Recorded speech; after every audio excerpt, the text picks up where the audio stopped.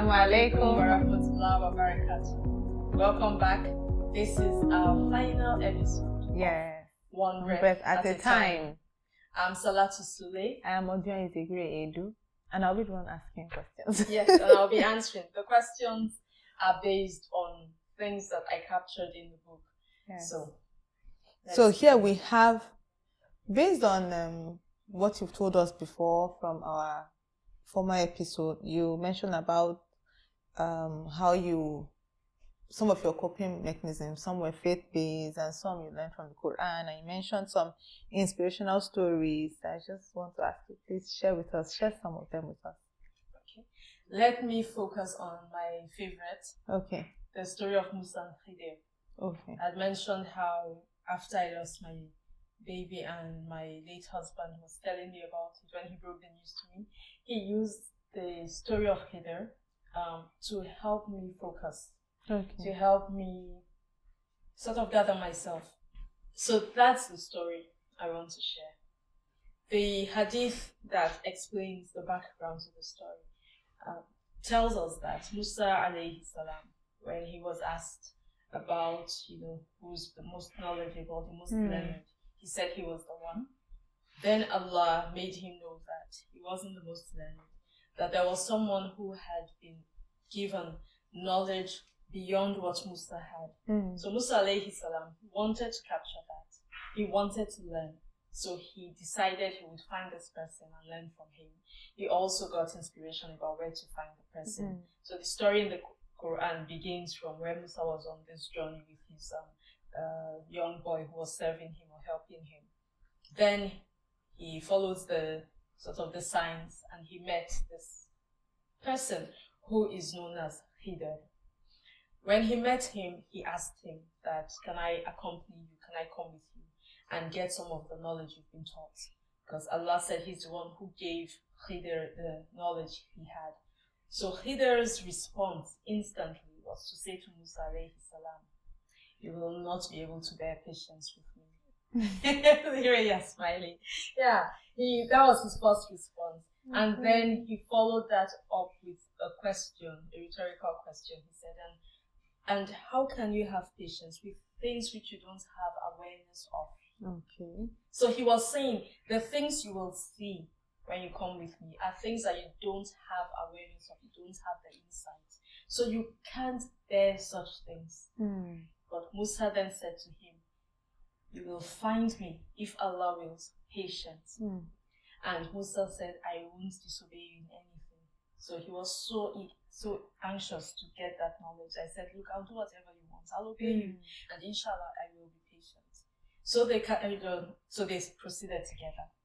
They set off on their way. Then they got into a boat. While they were on the river in that boat, Khidir then made a hole in the bottom of the boat. He created a defect, a fault. And of course, water was spraying in. As soon as he did that and Musa saw it, Musa just exclaimed, like, we are not correct. We are not good. Yes, it was the equivalent of what we say today, like, what? This is so wrong. Why would you do that? He then said, you've done something. He used the term in the Quran, Imra. Imra is something that's awful. It's shocking. It's shocking in its negativity. Like, how would you do that? And then Musa said, you've damaged the boat. People will drown, so that people will drown. Not necessarily do you want to drown them, but don't you get it? If you do this, people are going to drown.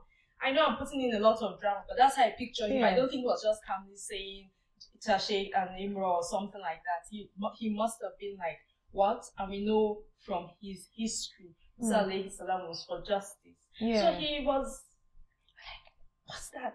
And then Khidir said, did I not say you will not be able to bear patience with me? I warned you. I told you.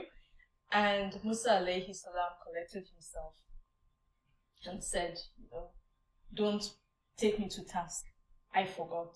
Don't be harsh with me. Like, don't judge me so harshly. Like, don't be angry? Yeah, don't be angry. Like, calm down, cool down. So whether actually they were saying it with a lot of anger or harshness, I don't know. But Musa's response was, basically, I forgot. Just please, I'm sorry, I forgot. Okay, I forgot. Then they carried on their journey. They came to a place, they saw a young boy, and Khidr kills the young boy. Oh, And of okay. course, Musa's response again was like, This one. "You've killed a soul that didn't kill anybody, an innocent soul that he actually used the word, from Zakat, pure innocent soul, didn't kill anybody. You've done something, That's not evil. Nukra, evil. You're like, this is bad. You know, I will not even do that. Shocking, but this is bad." And when he said that, again, Khidr's response was, did I not say to you that you will not be able to have patience with me? Ola, alam akul laka, lan tastati'a ma'iya sabra. And Musa again was like, Okay. If after this I challenge you in anything, then part company with me. Because if I do that again, you would have a valid reason, a valid excuse for parting company with me. So Khidr was like, okay, all right, let's go. You will see. And on they went. They got to a town. Apparently they had been traveling for some time. And they asked the people of the town for food. The people of the town refused. In those days, it was rare not to give a traveler food, water, something. You might say, no, you can't stay here for whatever reason, but it was even a rare thing. So you can imagine when they would then refuse to give them food. It just tells you what kind of people they were, the people of that town. And as they were going through the town, there was this wall they came by. The wall was crumbling, beginning to fall down. Khidr stopped. He started repairing the wall, fixing this wall. Apparently without asking for anything in return, just seemed to be doing it like an act of charity. Good deed, do it and keep on going. And they are there hungry. So Musa then told him that you could have asked for something for this work you're doing. And I think it wasn't just a suggestion, but like why wouldn't you? We are hungry, they won't give us food, and then here you are stopping to fix the wall. Tell them to pay, man. Huh? And once he said that, Khidr just said, this is the parting between me and you. Yes. And when he said that, he said, but before you go, I will explain to you all those things that you had no patience to bear. So he started from the first incident. He said the first one, the one of the boat, that on that same river or sea, as it's often translated, there was a king who was going by and seizing every boat. So we made the boat defective. We kept using this plural. We made the boat defective. We made it faulty. With the implication that when the king comes by and wants to seize it, when he sees it's damaged, he wouldn't want it because it means taking on the trouble of having to go fix it. So we know what that implies. He was actually saving those people from having their entire boat seized. They would just fix the boat and all would be well. Then he mentioned the second incident, the boy that was killed. And he said that boy was the son of a couple, a righteous couple. And we were concerned that the boy would oppress his parents with his rebellion and his sinfulness, his disbelief. So we killed him, so that their Lord will replace that boy with someone who is righteous and who is also, compassionate. Then he mentioned the third incident, the wall that was crumbling, and said there was a righteous man who had passed away, but before he died, he buried treasure beneath that wall for his sons, and the children are young. So we repaired the wall so that the treasure would remain there untouched, undisturbed, until the children reach their full strength, their full age and maturity. Then they would be able to have the treasure their father intended for them to have. And he said, these are the things about which you couldn't bear patience. And he said, I didn't do any of these on my own accord, implying I was inspired to do these things by Allah. Allah led me to do these things. Are you trying to connect it? So let's connect it. Let's say we have been talking about dealing with adversity, difficulty, loss of something, a loved one, or property, and so on and so forth. In the story of Musa and Khidr, we see cases where if we put ourselves in certain people's position, they would be grieving as well. The people with the damaged boat, that boat was their means of livelihood. Naturally, that would mean any damage to the boat would affect Yeah, business, yes.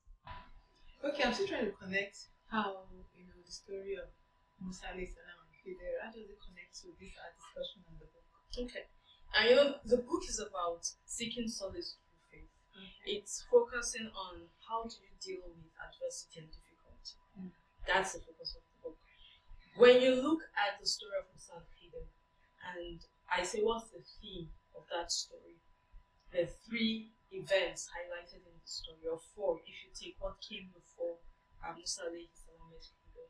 It's basically about the range of human perception, how that affects human understanding, and how that then affects how we respond to anything we see that doesn't fit what we believe is right or what we believe ought to be. So let's look at the story and take it one by one. When we say, all right, let's look at the different people that show up in that narrative. You've got Khidir, his range of perception, knowledge and understanding. He has what Allah has made him able to know and to understand and to perceive. He sees beyond what is obvious. We would say that he has some insight into what is likely to happen, what is happening in another location that the human eye cannot pick up. Allah has given him that insight, right? So his level of knowledge and perception is above that of Musa alayhi salam. Musa alayhi salam was still operating pretty much at I see it and I know it. So he didn't have that kind of insight. Yes, Allah had also given Musa alayhi salam some insight because Musa alayhi salam was a prophet. But Allah was teaching him that there's still another level that's open to human beings that Allah himself chooses. So we've got Khidir here, Musa alayhi salam. Then we have the people there. We've got the owner of the boat, the owners of the boat, we've got the parents of the boy, we've got the people of the town, we've got the orphan children. Their own level of perception and understanding, as far as we know, will be like yours and mine. We don't know that there's more beneath and beyond what we see. Even when we know, we can't actually perceive what is it that's beyond. Yeah. If you and I were the owners of the boat, so picture we start off on our daily business with our boat, and we pick up some people. Maybe we've picked up many people, maybe out of act of kindness or transaction, whatever it is. We give them a ride in our boat. At some point, we notice that someone has damaged our boat. What are we going to do? We won't be happy. I know some people just start swearing and cursing, as they would say, wishing all manner of ill upon whoever did this to my boat. And even if we don't go to that extent, we would be unhappy. We would sit down and probably think about how we're going to call repairer, how we're going to fix, and then I'll meet some hours of the business. Yes. Maybe we might struggle to say, oh, mashallah. Perhaps I'll say, mashallah, you're still wondering, how on earth did that happen? Who did that? Why would the person do it? Was it so and so person that I had an argument with yesterday? Was it that person who threatened me? Could it be a competitor? We'd think all of that. But we wouldn't think that this boat is saving, this damage to our boat is saving us from losing the boat altogether. And how would we think that when we don't know that there's someone coming up behind us? Maybe if that person does come, that king does come, looks at the boat and refuses to take it, we then say, oh, thank God there was a defense. At that point, we might be able to shift to thankfulness. But even then, we still say, even so, the person that damaged that boat. So we would operate at our level of perception and knowledge.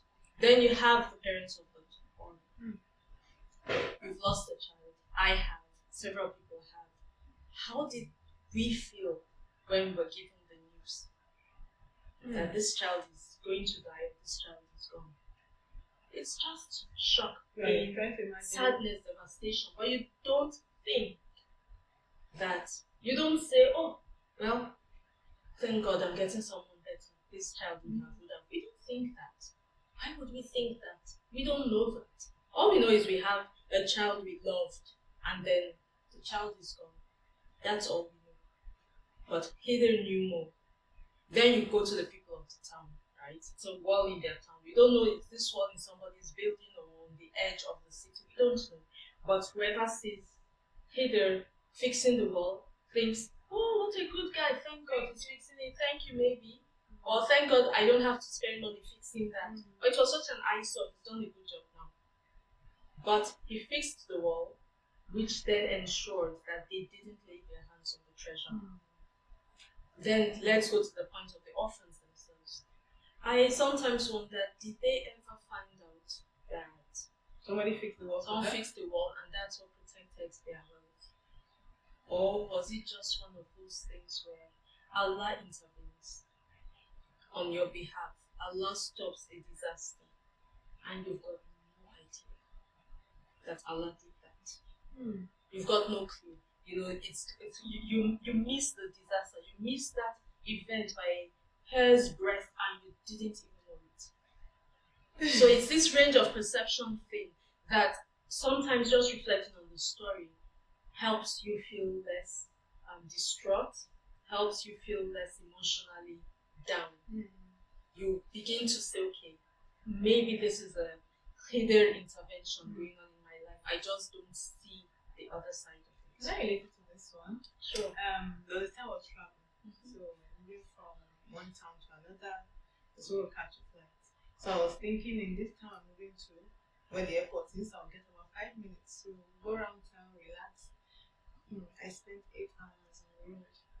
8 hours and I kept, I was with a baby. My baby was like 6 months at the time.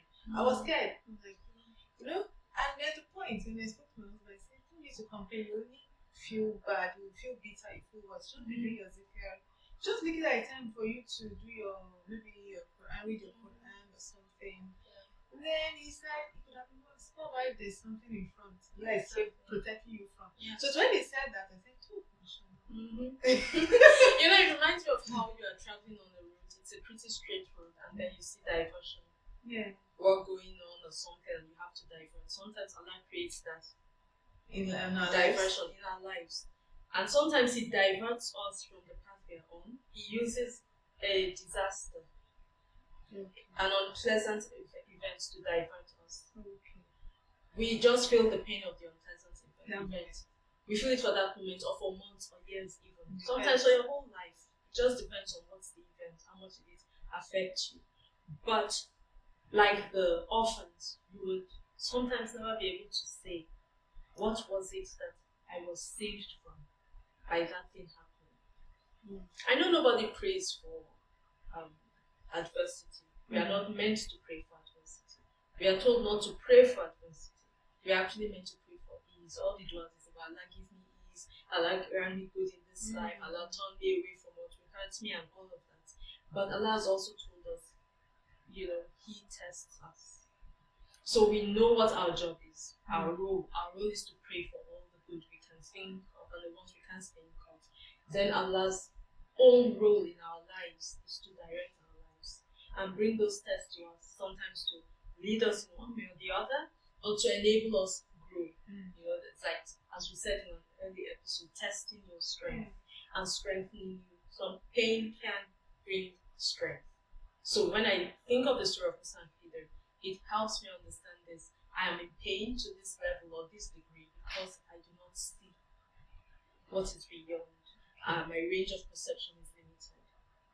Yet, I find sometimes that when I accept that my range of perception is limited, and I start to think of all the other possible things that this event may be able to give rise to, all the things this event may be preventing me from, I find that it becomes easier to gain some insight. It becomes easier to truly learn, to listen to the event and listen to my pain and listen to what's going on and start to hear the insights. Like, what could this be? It's like sometimes you have one opportunity in front of you and then something blocks that opportunity. You don't grasp it. You then go back and you say, well, I've got nothing to do now. Like someone who writes an exam to go to the university and fails, so doesn't get any admission, right? Then the person says, you know, I'm going to wait a whole year. It's devastating because for many people, that phase of life is pivotal. everybody's going one step up and then suddenly you find you're stuck. And some people would actually feel really bad about that. But can you see the space that Allah has just freed and just opened up for you? Can you see how He has just given you time? Extra time. And what could you do? You could use it to learn a skill. You can use it to learn a skill. You can use it to do charitable works. You can use it to actually discover what it is that you ought to be studying. So sometimes Allah slows you down on purpose. Take care of your family. Or take care of your family, form bonds with your family, bond more with people.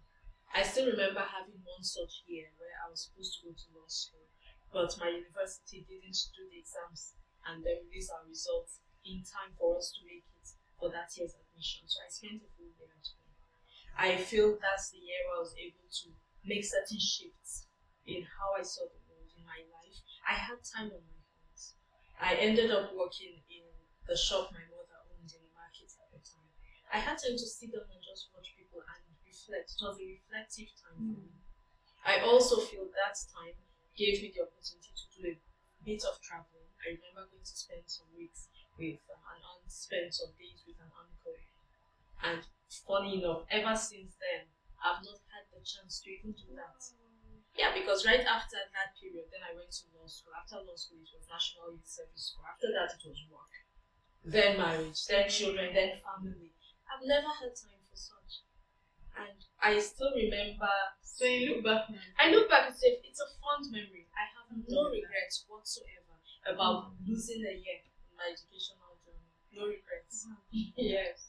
Wow. But that's because I'm looking back now. At the time, I just kept thinking, And even when I did go to law school, and would hear someone say, "Oh, they finished university a year after I did," and I'm like, "And now we're at the same level." Then now I feel a bit more like Musa. So anybody watching this now should know that they should try and remember that when they're in that moment where something has blocked, something is happening, they should just start telling themselves that because they can't see what's beyond their perception is limited. Yes. So they just know that it's for the best. Then they have to trust that. Search for learn from the pain. Listen to the pain. Oh, listen. Yes. Listen to the pain. Listen to the event. Okay. Try and figure out what is it saying to me. Listen to the pain. Listen to the event. Then try and figure out what is it saying to me. I like that. Yes. I think something else I want to connect to this. You feel you've lost something, but what have you gained? Because I want to connect it to this issue of losing children. Okay. When a child passes, a child dies. We sometimes, I think we often, if you've lost a child, there's always that moment in time when you picture if the child hadn't died. Yes, you've done that. I'm just sure. Recently. I do that from time to time. When I was expecting at that time, one of my friends over. So looking at her baby who's 4 now, holding my 1-year-old, they were going to mosque. Yeah. I was like, she told her I was here, so we went to mosque. Yes. Together. So I do that calculation as well. If my baby hadn't died, sometimes I calculate he'll be this age now, he'll be in this class now. And because he looked so much, I saw his picture. He looked so much like his older brother. I sometimes picture, would they still look alike at this age? Would they? So there's all of that. You mean when I look at myself, my current husband, I have 2 bonus sons, and I have my birth son. Bonus sons, yes, I love calling them that. They're bonus and extras. And I have my biological son. And I have, so I keep thinking, you mean I would have had 1 more boy in the house. Wow, what would it have looked like with 1 more? We do that. That's natural. It's not blameworthy at all. Yet we feel we've lost something. We don't often remember that we've gained something as well. We've gained a child in paradise. We've gained a child who is with Ibrahim alayhi salam. We've gained a child who is in such an exalted station with Allah because of the purity of their souls when they passed away, that they will intercede for us. It's like a guaranteed intercessor.